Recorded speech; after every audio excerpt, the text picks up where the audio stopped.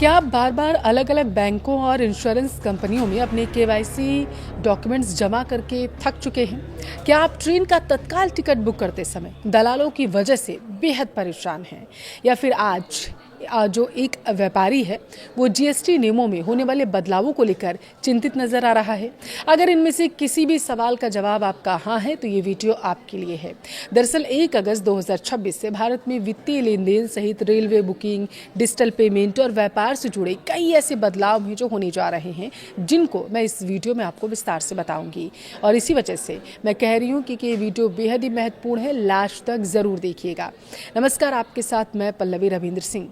देखिए, क्या आपके साथ कभी ऐसा हुआ है? आप ज़रा सोचिए कि आप सुबह सुबह अपनी नींद खराब करके ट्रेन के तत्काल टिकट की लाइन में लगे हों और जब आपका नंबर आया हो तो पता चले टिकट तो फुल है, क्योंकि कोई दलाल आपसे पहले बाजी मार ले गया। या फिर ज़रा याद कीजिए, बैंक में खाता खुलवाना हो और म्यूचुअल फंड लेना हो या फिर इंश्योरेंस, हर बार वही केवाईसी डॉक्यूमेंट की फ़ोटो कॉपी आपको बार बार लेकर वहाँ पर जाना पड़ता है, जिससे आप बेहद परेशान हो जाते थे।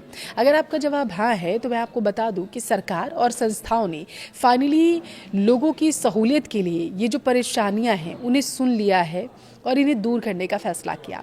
1 अगस्त से आपकी ज़िंदगी से जुड़ी 5 ऐसी बड़ी बातें हैं जो बदलने वाली हैं, जो सीधा आपकी जेब, आपके समय, आपकी मानसिक शांति से जुड़ी हुई हैं। चाहे दलालों की छुट्टी करने वाला रेलवे का नया नियम हो या आपको कागजी कार्रवाई से बचाने वाला नया CKYC 2.0 सिस्टम हो। सबसे पहले और सबसे बड़े बदलाव की हम बात करेंगे, जो सीधे आपकी जेब और आपके समय से जुड़ा हुआ है। सेंट्रल नो योर कस्टमर 2.0 यानी कि CKYC 2.0। अब तक देखिए क्या होता था, अगर आपको किसी बैंक में खाता खोलना होता था तो अलग डॉक्यूमेंट्स दिए जाते थे, अलग से आपको परेशान होना पड़ता था। म्यूचुअल फंड में निवेश करना है तो फिर से वही प्रक्रिया आपको दोहरानी पड़ेगी, फिर फोटोकॉपी कराइए, फिर सारे डॉक्यूमेंट्स लेके आइए, यही कर रहे थे ना। और अगर इंश्योरेंस लेना है तो फिर से वही कागजी कार्रवाई आप दोबारा से करिए। लेकिन अगस्त से भारतीय बैंक और इंश्योरेंस कंपनियां एक कॉमन कस्टमर आइडेंटिफिकेशन सिस्टम शुरू करने जा रही हैं।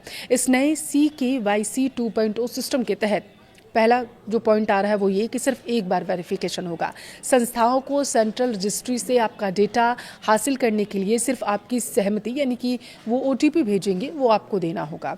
दूसरा जो बड़ा इसमें बदलाव किया जा रहा है, कॉन्फिडेंस स्कोर। देखिए, नए सिस्टम में आपकी डेटा की सटीकता पर एक कॉन्फिडेंस स्कोर होगा, जो यह बताएगा कि क्या किसी फर्म ने पहले ही आपकी जानकारी को वेरीफाई कर रखा है या फिर नहीं। ये सबसे महत्वपूर्ण है। हालांकि अब तीसरा पॉइंट इसमें यह है, धोखाधड़ी पर इससे लगाम लगेगी, ये दावा किया जा रहा। रेगुलेटर्स का मानना है दरअसल कि इससे मॉनिटरिंग आसान हो जाएगी और फ्रॉड के मामलों में भारी कमी आएगी। वर्ल्ड बैंक के 2024 के डेटा के मुताबिक अगर हम उस पर गौर करें, भारत में लगभग 89% जो लोग हैं उनके पास बैंक खाते तो हैं, लेकिन म्यूचुअल फंड या फिर इंश्योरेंस में उनका निवेश बेहद कम है। CKYC 2.0 इसी गैप को भरने का काम करेगा। SBI फंड्स मैनेजमेंट के मुताबिक अगर यूनिवर्सल आइडेंटिफिकेशन के बाद ग्राहकों का एक छोटा हिस्सा भी निवेश शुरू कर देता है, तो यह इंडस्ट्री के लिए एक बहुत ही बड़ा गेम चेंजर के रूप में साबित हो जाएगा। अब आप सोचिए, सिर्फ SBI के पास 50 करोड़ बैंक खाते हैं। यह बदलाव सिंगापुर और यूरोपीय देशों के डिजिटल आइडेंटिटी फ्रेमवर्क की तर्ज पर किया जा रहा है, जो भारत को एक नई वित्तीय ऊंचाई पर ले जाने का काम करेगा, भारत को विकास के पंख लगाएगा, ये दावा किया जा रहा है। और अब रुक करते हैं व्यापार और उद्योग जगत की तरफ। देखिए, अगर आप एक कारोबारी हैं या ट्रांसपोर्टेशन से जुड़े हैं तो आपके लिए अपडेट जानना बेहद महत्वपूर्ण है। वस्तु एवं सेवा कर नेटवर्क अपनी ई-वे बिल प्रणाली में 2 बड़े तकनीकी बदलाव करने जा रहा था, जिन्हें पहले 15 जून से लागू होना था, लेकिन व्यापारियों की मांग और तकनीकी तैयारियों को देखते हुए अब इसे 1 अगस्त 2026 से लागू किया जा रहा है। ये 2 बड़े बदलाव क्या हैं? पहला, शिप टू GSTIN अनिवार्य, यानी अगर आप bill to ship to model के तहत काम करते थे तो अब माल प्राप्त करने के लिए, यानी जहां माल डिलीवरी कर रहे हैं, जो भी आपका सामान आ रहा है, उस पक्ष का GST नंबर भी दर्ज करना आपको अनिवार्य होगा, बशर्ते वह GST में रजिस्टर्ड हो, तभी आप कर सकते हैं। अगर GST उनके पास नहीं होगा तो नहीं करेंगे। लेकिन अगर आपको फ़ायदा चाहिए तो आपको दूसरी तरफ का भी GST नंबर वहाँ देना होगा। ई-वे बिल बंद करने की सुविधा ये भी महत्वपूर्ण है। देखिए, माल की डिलीवरी पूरी होने के बाद सप्लायर, खरीदार या ट्रांसपोर्टर जो होंगे अपनी स्वेच्छा से ई-वे बिल को क्लोज कर सकेंगे। इस नियम के फायदे क्या होंगे? देखिए, इससे टैक्स चोरी पर लगाम लगेगी, माल की ट्रैकिंग व्यवस्था ज़्यादा पारदर्शी हो जाएगी, व्यापारिक संगठनों को अपना ERP और सॉफ्टवेयर अपडेट करने का जो अतिरिक्त समय मिलेगा वो अब जो मिलता था वो भी खत्म हो जाएगा। इसलिए 1 अगस्त से पहले अपने सिस्टम को नए API के अनुकूल आप ज़रूर बना लीजिएगा, वरना आपको नुकसान हो सकता है। अब बात करते हैं आम आदमी की सबसे बड़ी ज़रूरत भारतीय रेलवे की। अचानक यात्रा करने पड़े आपको तो तत्काल टिकट ही एकमात्र आपका सहारा होता है। लेकिन हम सभी जानते हैं, देखिए, कि टिकट काउंटर्स पर दलालों का कैसा राज चलता है। सिर्फ टिकट काउंटर्स पर नहीं, आजकल तो ऑनलाइन भी ये फ्रॉड चलने लगा है। इसी परेशानी को खत्म करने के लिए पश्चिमी मध्य रेलवे ने भोपाल मंडल के सभी आरक्षण केंद्रों पर 1 अगस्त से एक बिल्कुल ही नई टोकन व्यवस्था लागू करने का फैसला कर लिया है। चलिए, इसके नियम क्या है वो भी आपको बताते हैं। अगर हम बात करें एसी की, एसी तत्काल टिकट के लिए सुबह 8:30 से 9 बजे तक टोकन मिलेंगे। वहीं नॉन एसी के लिए सुबह 9 से 9:30 बजे तक टोकन मिलेगा। प्रत्येक काउंटर पर ज़्यादातर 10 एसी और 15 नॉन एसी टोकन ही जारी किए जा सकेंगे। 2 कैटेगरी यानी ए और बी की बात करते हैं। ए श्रेणी, इसमें वो लोग आएंगे जो अपने लिए या अपने सीधे परिवार, माता पिता, बच्चे या फिर पति पत्नी या परिवार में किसी के लिए भी वो टिकट लेना चाहेंगे। इन्हें सबसे पहले प्राथमिकता दी जाएगी। इसके लिए यात्री को अपना 100 प्रमाणित मान्य पहचान पत्र भी वहां पर दिखाना होगा अगर वो मांगते हैं तो। अब बात करें बी श्रेणी की, तो इसमें अन्य प्रतिनिधि आएंगे जिनका नंबर ए श्रेणी के खत्म होने के बाद आएगा। सबसे अच्छी बात देखिए ये है कि यह टोकन नॉन ट्रांसफरेबल होगा, यानी आप इसे ट्रांसफर नहीं कर सकते, और इस पर काउंटर नंबर भी दर्ज होगा। यानी दलाल अब एक व्यक्ति को बार बार लाइन में लगाकर टोकन भी नहीं ले सकते हैं।